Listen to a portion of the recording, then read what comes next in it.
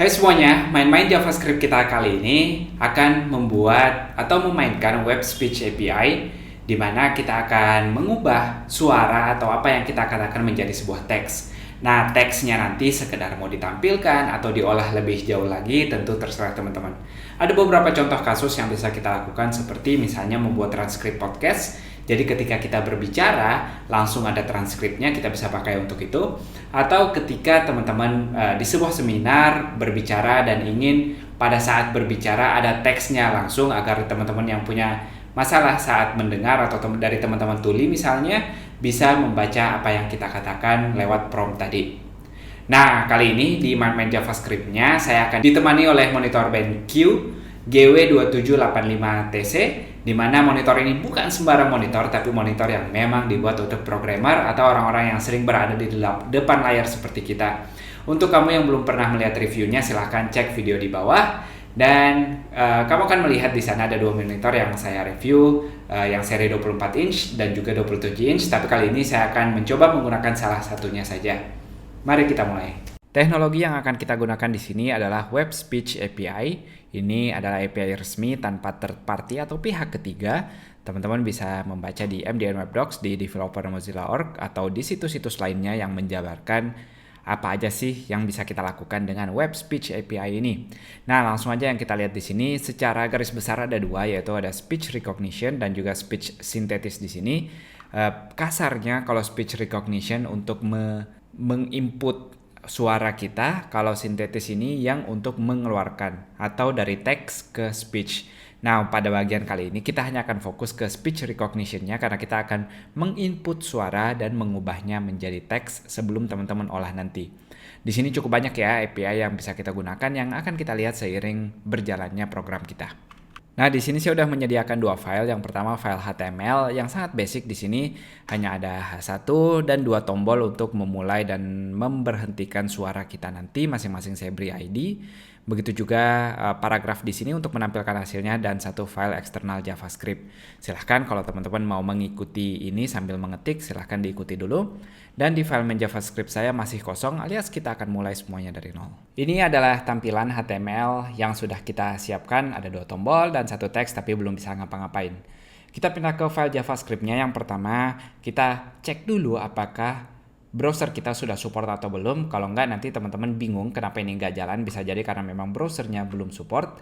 Caranya sangat simpel. Saya mau masukkan string WebKit Speech Recognition-nya. Apakah dia available di window-nya atau tidak dengan tanda negasi ini. Kalau tidak, saya akan alert tidak available. Ini berguna untuk user kita untuk memberitahu ada suatu teknologi yang tidak bisa mereka pakai di sini. Nah, untuk logika sebaliknya, teman-teman tentu bisa pakai else di sini kalau mau melihat apakah dia available atau enggak. Seperti yang teman-teman lihat di sini, speech recognition saya available untuk browser support ini. Jadi saya bisa menghapus logika ini cukup sebagai peringatan di awal saja kalau tidak support. Nah, seperti biasa saya juga mau mengingatkan teman-teman selalu untuk mengecek dokumentasi resminya, atau pada kasus kali ini kita melihatnya di developermozilla.org, tentu banyak situs lain. Nah, di sini saya sukanya cukup detail membahas masing-masing API yang tersedia, menampilkan browser yang sudah support di API tersebut. Jadi kita lihat di sini Android pun dan Safari iOS pun sudah support, tapi ada beberapa browser spesifik di sini yang tidak support dari API ini. Jadi teman-teman bisa memperhatikan apakah penggunanya berada di browser tersebut atau tidak dan memberikan fallback atau kasus cadangan ketika dia tidak tersedia. Seperti misalnya meredirect dia ke halaman lain atau hal lainnya. Masih dari sumber referensi yang sama, di sini kita disarankan untuk menggunakan, kalau di CSS biasa kita mendengar vendor prefix, ini sama halnya seperti itu. Untuk Chrome sendiri, kita disarankan untuk menggunakan prefix ini pada saat mendeklarasikan variabelnya. Jadi ini beberapa objek atau fungsi yang bisa kita pakai di sini. Saya akan paste di sini meskipun pada spesifik tutorial ini kita tidak akan menggunakan semuanya. Tapi ini perlu sebagai warning atau pengingat untuk teman-teman selalu mendeklarasikan beberapa hal ini atau vendor prefix untuk mensupport sebagian besar browser. Kita bisa mulai menggunakan salah satu objek ini. Saya akan membuat satu variabel, saya beri nama aja recognition dan menggunakan new speech recognition di sini. Tentu dengan lambang objek dan kata new di sini. Lalu untuk atribut-atributnya ada beberapa hal di sini. Kalau kita scroll di contoh MDN ini, kita bisa melihat ke 5 atribut yang kita nggak akan lihat semua, tapi sekilas saya akan bahas. Yang mulai dari yang cukup jelas di sini ada length atau language, jadi kita bisa memberitahu bahasa apa yang mau kita gunakan agar lebih akurat hasilnya nanti. Bisa kita biarkan dalam English US atau kita mau pakai bahasa Indonesia juga boleh tentunya. Dan untuk continuous-nya kita di sini ada kalau kita scroll ke atas.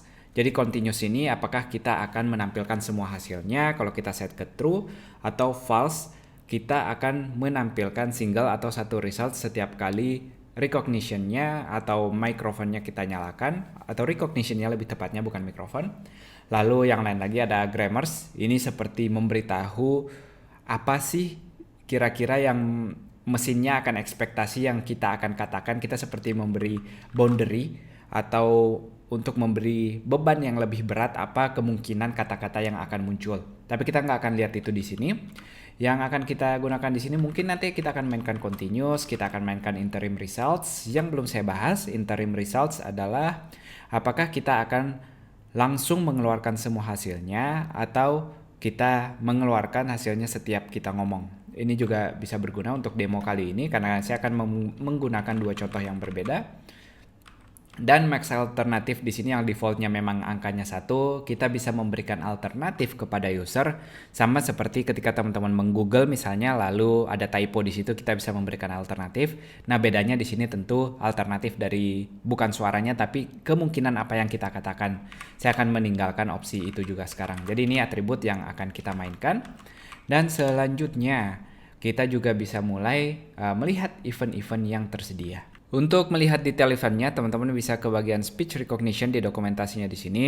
Properti-properti tadi yang kita sekilas sindir dan juga ada metode-metode seperti start, stop, dan event-event yang memungkinkan muncul. Kita akan mulai untuk melihat yang paling simpel di sini, misalnya on start atau on end. Ketika dia selesai, kita bisa nge-console sesuatu untuk melihat. Dan untuk langsung menggunakannya, saya akan mendeteksi ketika ada event klik pada ID start dan juga ID stopnya di sini. Jadi kita akan memulai recognition-nya, voice recognition-nya dengan metode .start dan memberhentikannya dengan .stop. Nah, di sini yang kita siapkan ketika dia mulai kita akan memilih start dan ketika dia berhenti ketika dia akan memilih end. Nah, sedikit informasi kalau teman-teman belum mengaktifkan mikrofon atau belum memberikan izin kepada si browsernya, nanti akan muncul pop-up yang teman-teman tidak akan lihat di sini karena saya sudah mengizinkan dia sebelumnya. Teman-teman lihat di sini dia start atau menjalankan event on startnya di sini. Dan ketika saya klik berhenti, recognition-nya stop dan end atau sekarang dia sudah berakhir. Jadi kalau teman-teman mau melakukan event tertentu pada saat dia dimulai atau pada saat berakhir, kita bisa manfaatkan kedua event ini. Nah, tapi saya nggak akan menggunakan itu sekarang. Sekilas info lagi untuk mendeteksi error, kita juga bisa pakai recognition on error seperti ini. Dan yang cukup menarik atau yang akan kita gunakan di sini adalah on result.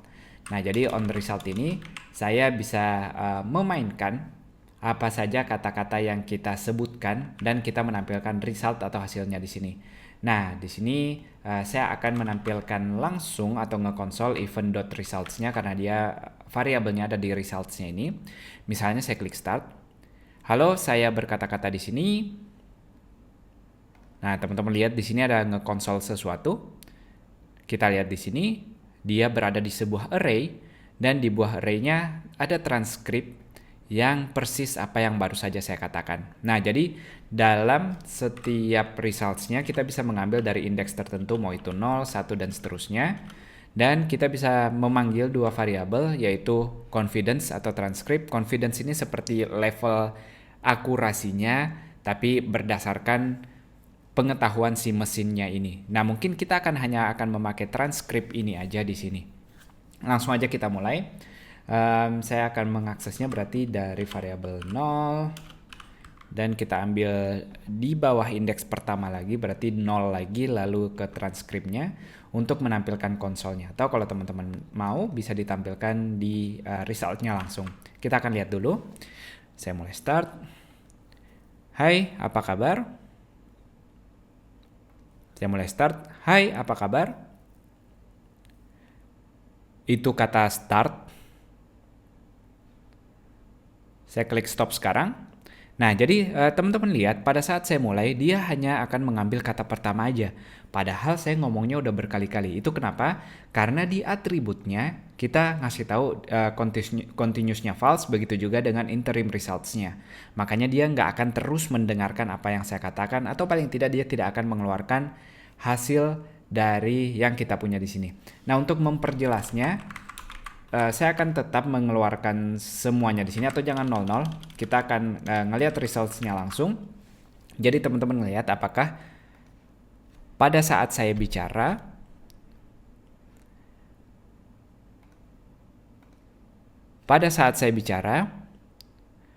apakah akan muncul konsol kedua? Nah, di sini teman-teman lihat konsol keduanya nggak muncul meskipun saya hanya memperlihatkan event results-nya saja. Karena itu, untuk demo kali ini saya akan mengubah continuous begitu juga interim results-nya menjadi true. Dan sekarang tentunya variabelnya bukan hanya ada di indeks ke-0 saja, karena itu saya akan membuat sebuah variabel, kita sebut aja text results di sini. Dan sekarang saya akan ngeloop hasil dari event.results-nya karena dia bisa lebih dari satu, dan kita gabungkan result-nya dari indeks yang pertama dan dot transcript-nya. Jadi kita ngambil teksnya dari dot transcript-nya seperti yang kita lihat sebelumnya, dan kita bisa nge-console text result-nya. Ingat, sekarang saya sudah mengubah continuous dan interim results-nya jadi true. Kita mulai. Hai semuanya. Nah, teman-teman lihat di sini, setiap saya ngomong atau menghela nafas, meskipun itu hanya beda sekian detik, dia akan terus mendengarkan karena kita sudah mengubah kedua atribut ini. Gimana? Lumayan seru ya sejauh ini. Kita sudah berhasil untuk menggunakan beberapa atribut dan event dari Web Speech API-nya. Saya cukup terbantu ngoding kali ini karena saya nggak harus berganti-ganti tab. Meskipun saya harus lihat konsolnya, saya harus lihat teks editor saya, dan juga melihat hasilnya di browser ataupun membuka dokumentasi secara bersamaan, karena saya menggunakan sebuah external monitor yang pada kali ini kita disponsori oleh tim BenQ dengan monitor yang sangat memudahkan untuk programmernya. Nah, selain dari posisi yang bisa kita adjust agar leher kita nggak sakit, begitu juga dengan mode-mode untuk mata kita agar menjadi bisa lebih tahan lama pada saat ngoding seperti ini. Sekilas info juga nih untuk kamu yang memakai monitor BenQ. Tim BenQ sudah punya software yang saat ini available untuk OS Windows, di mana teman-teman bisa mengatur dengan mudah mode light yang teman-teman mau. Bukan hanya itu, dia punya sistem seperti Pomodoro untuk mengingatkan untuk teman-teman beristirahat. Jadi ada banyak banget fitur-fitur yang dikeluarkan bukan hanya pada hardware-nya, tapi juga pada software-nya ini, yaitu Smart Timer, Light Reminder, Easy Switch, dan lainnya. Nah, ini sudah cukup bagus, sudah cukup akurat dan sesuai dengan yang kita inginkan. Karena itu saya akan memindahkan hasil dari konsolnya ke ID result-nya sekarang. Stop dulu. Saya akan memindahkan hasil dari konsolnya ini ke variabel result yang kita punya di atas. Start. Hai semuanya, apa kabar? Saya senang teman-teman datang hari ini. Semoga semuanya bisa mengerti apa yang saya ucapkan dengan baik. Tapi untuk membaca satu kalimat panjang seperti itu tentu perlu permainan mata di sana. Sekarang kita akan memudahkan audiens kita hanya membaca apa yang barusan kita katakan. Nah, berarti sekarang saya nggak mau ngeloop lagi dan menggabungkan dia jadi string, tapi yang akan saya lakukan adalah memanggil panjang dari event results-nya dan mengambil hasil yang terakhir. Saya akan menggunakan, jadi text results-nya sekarang adalah event results. Ini hanya indeksnya aja yang kelihatan aneh di sini, ini hanya panjang dari resultnya. Misalnya ada 10, maka saya akan mengambil indeks ke-9 karena di array mulai dari 0. Dan seperti sebelumnya kita hanya mengambil transkripnya. Nah, sekarang kita mulai. Tapi saya nggak akan memainkan inner HTML karena dia akan menghapus apa yang barusan kita katakan. Atau saya perlihatkan saja di sini. Ini adalah contoh kalau terhapus. Nah, seperti itu yang teman-teman lihat. Di sini statusnya saya memainkan continuous dan interim results-nya masih ada di bagian true. Sekarang saya akan coba untuk mengganti dia menjadi insert adjacent HTML, di mana kita bisa memasukkan posisinya, yaitu before end, sebelum dia berakhir. Dan kita akan memasukkan text results-nya di sini dalam bentuk paragraf agar ada line break atau jarak antar satu kalimat dan kalimat berikutnya. Hai semuanya, saya sedang mengatakan sesuatu. Stop. Nah, di sini teman-teman lihat, setiap saya mengatakan sesuatu, dia berusaha menampilkan atau menebak apa yang saya katakan, meskipun di konsolnya di sini benar. Karena itu, saya sebenarnya tidak butuh untuk dia continuous. Kita coba aja kalau dia false, seperti apa hasilnya. Sekarang dengan status continuous false, oops, bukan ini yang kita mau. Dia masih terus menampilkan results-nya setiap yang kita katakan. Karena itu saya akan juga membuat dia false, namun ininya menjadi true sekarang. Saya terbalik tadi, mengubah atributnya. Hai, apa kabar? Sekarang saya akan mengatakan sesuatu, tapi per baris. Semoga teman-teman suka dengan demo Web Speech API ini. Itu dia teman-teman, bahkan pada saat saya menyebutkan API-nya pun dia bisa mengejanya, mungkin karena defaultnya bahasa Inggris, dia jadi bisa menebak apa yang saya katakan. Itu dia, semoga teman-teman tertarik. Halo, demonstrasi kita sudah selesai. Bagaimana, apakah kamu suka belajar metode seperti ini? Itu dia teman-teman, terima kasih untuk tim BenQ yang sudah mensponsori video main-main JavaScript kita kali ini. Kita eksplornya jadi lebih seru dengan bantuan eksternal monitor dari BenQ ini. Saya bisa dengan mudah melihat apa yang ingin saya demonstrasikan, apa yang sedang saya coding, dan melihat hasilnya langsung, terutama dengan ukuran si 27 inch ini. Semoga teman-teman tertarik untuk mengeksplor JavaScript lebih jauh lagi dan jangan takut untuk mencoba API-API baru lainnya. Dadah!